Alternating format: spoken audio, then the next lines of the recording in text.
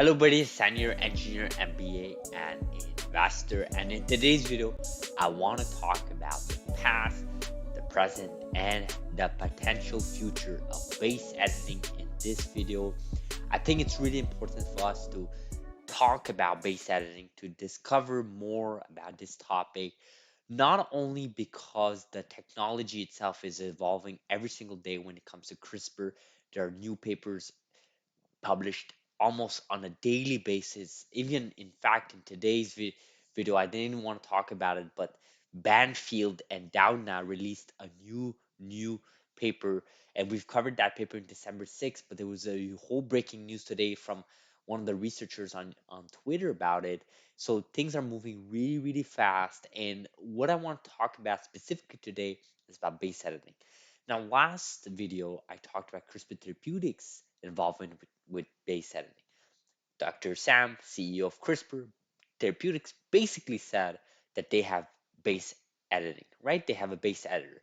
Regardless how you want to take it, regardless how valid that statement is, how accurate that statement is, what are your thoughts, how it fares against Beam Therapeutics based editing, regardless of all of that, that is the statement of the CEO of the company that is currently leading all CRISPR trials right now in terms of time to potential FDA approval. Now, what I wanted to do here is talk about Biotech 2K1 user Tread here, right, on Twitter.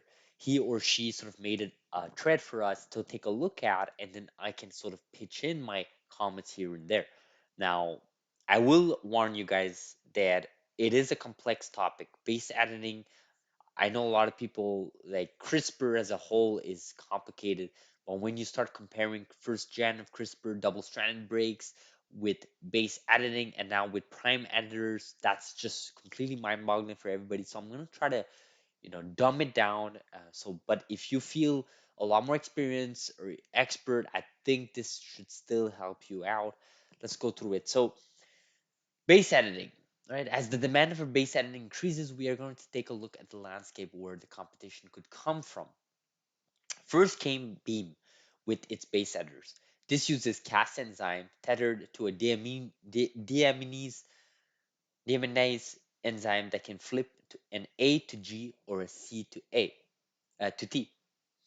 This is a naturally occurring process. The DNA goes through thousands of random deamination events every day. So this is a natural thing, whatever Beam Therapeutics is doing here. Naturally, our cells have enzymes that repair the deamination of bases. This was the first challenge that base editing had to overcome by inhibiting UNG, which repairs deamination. The fear with older Cas editors is that they do double-stranded breaks. This opens them up for insertion or deletions, indels of bases that can throw off the entire protein. This could lead to mutation in cancer. So mutation is very bad. A lot of cancers are literally caused by mutation. So that is a high risk. And we talked about efficiency, and there are companies that are specifically focusing on increasing that efficiency, including Caribou Biosciences, which is not base editing, right? Don't get messed up here. So this concern has given rise to the base editor. This only changes a single base, then cuts the opposite strand to force the cellular repair machinery to fix the mismatch from the change. This system works really well, but it has limitation as it can only do A to G and C to T. It cannot do C to G. It does purine to purine and pyrimidine to pyrimidine, right? It cannot do transversions between them.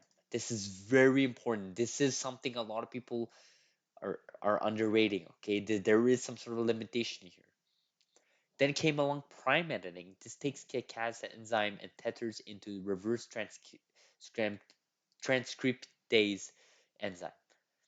This allows for copying an RNA template into the DNA. This fixes the potential insertion problem without potential indels from double-stranded break.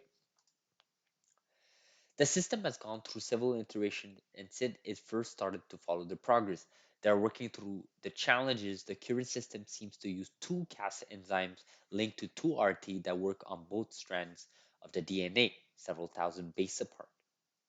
The recent desire to get into base editing game has led to other first generation CRISPR companies like NTLA, CRISPR Therapeutics to announce their own base editor program. From what I saw, the NTLA press release, they are building a deamination base editor. This is going to come down to patents and ability of Beam Therapeutics to prevent other companies from just going out creating their own version of base editing. If they cannot, they can just lose their crowd as the only base editor and it becomes a free for all. So we know NTLA released a press release, and we know CRISPR Therapeutics CEO mentioned that in yesterday's video. I covered it.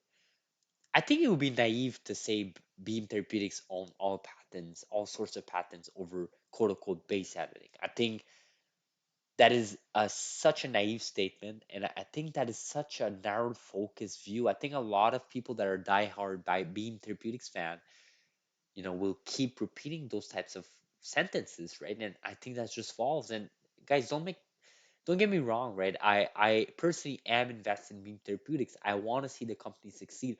I want to believe that they have some competitive advantage when it comes to editing genes, right? And base editing is definitely competitive advantage in certain application. But to say that they're the only one that can do base editing is completely false, right? There are numbers of variables, and Beam Therapeutics is the furthest company to know which variable to fine tune in order to get an efficient data outcome, right?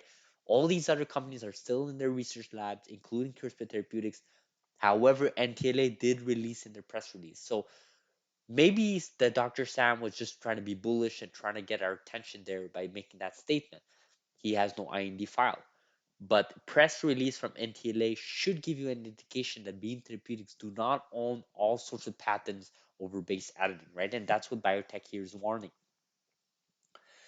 If they have the ability to block other base editors into the deamination space, then anyone who wants to do base editing must bow at the throne of the base editing king Beam. This means they can get the best deals of licensing and partnerships. So, I mean, the reverse is also true. If that ends up being the case, then to me, you have a true winner here. I am not a patent expert. I don't know where the patent stands. I can't believe NTLA would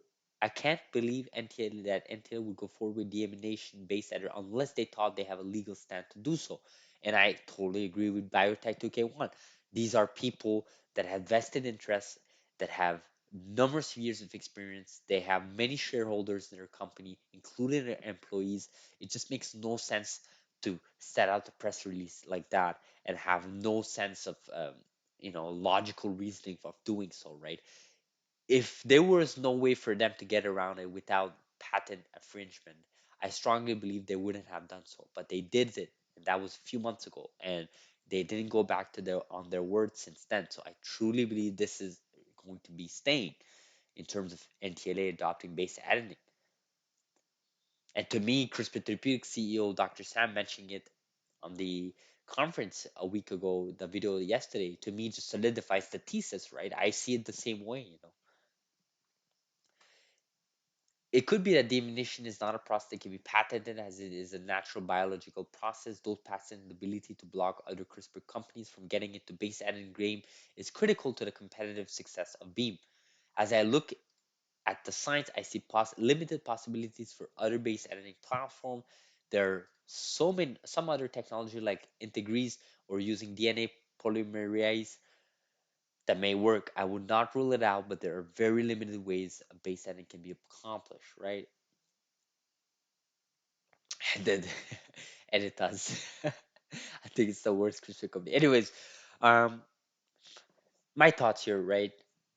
I think base editing is here to stay. I think CRISPR as a whole is here to stay. And I think you'll see not just NTLA, you'll shortly see CRISPR Therapeutics set out a press release for base editing. It always starts like that. You have the CEO talking about it in interviews. Then when things will get comfortable for the company, they'll set out a press release. Like that's what I think a lot of people are not really appreciating, right? CRISPR Therapeutics have three franchises, right? That's what we talked about last video. For example, CRISPR Therapeutics has the first franchise, which is sickle cell disease, CTX001. Then you have the second franchise, right? This is more for oncology, right? CAR T programs, right? What they're doing regarding that, right? Then you have the third franchise, which is more like type 1 diabetes, the organs, and so on. So if there's a company to lose by adopting a whole new technology base editing compared to the first gen of CRISPR, it is CRISPR Therapeutics, because imagine what happens if they end up adopting a base editing program, they file for IND, and data just comes in so bad in the first phase. What would happen to the valuation of that company? Just think about it, right? Do you think the leadership of the company can take a risk for all shareholders? You have to think, you have a duty to your shareholders, right? You have to provide the best valuation of your company to your shareholders. Looking at another technology will jeopardize your current technologies if the newest technology you adopt is not properly handled, if the variables that I'm talking about has not been fine-tuned yet, or if you just wanted to rush things out just to appease to some shareholders. I was one of the guys, a few months ago that really wanted CRISPR Therapeutics to have some sort of, I don't know, like something more than just ex vivo and in vivo CRISPR first gen. I wanted them to look further into base editing and so on. But the more I think about it, the more I'm like, there's no need for them to do that. Have they're firing from all cylinders. Talent is limited. Opportunities are limited, right? You can't just be doing everything and anything, right? Does you can't do everything, right? This doesn't make sense, right? It's like if I go to Beam Therapeutics and I tell them adopt all prime editings, go ahead and go for in vivo and ex vivo for first gen of CRISPR, do base editing, and it just doesn't make sense to me. You got to do what you're best at, and I think these companies are suited for their best abilities. NTLA adopting base editing to me proves that NTLA is ready to move their business towards that side of things. But again, NTLA doesn't have those three franchises that CRISPR Therapeutics has, right? Caribou Biosciences has none of that, right? They're not even phase one data yet. There's absolutely no reason for Caribou Biosciences to go beyond their proprietary technology than Chardonnay's rDNA, right?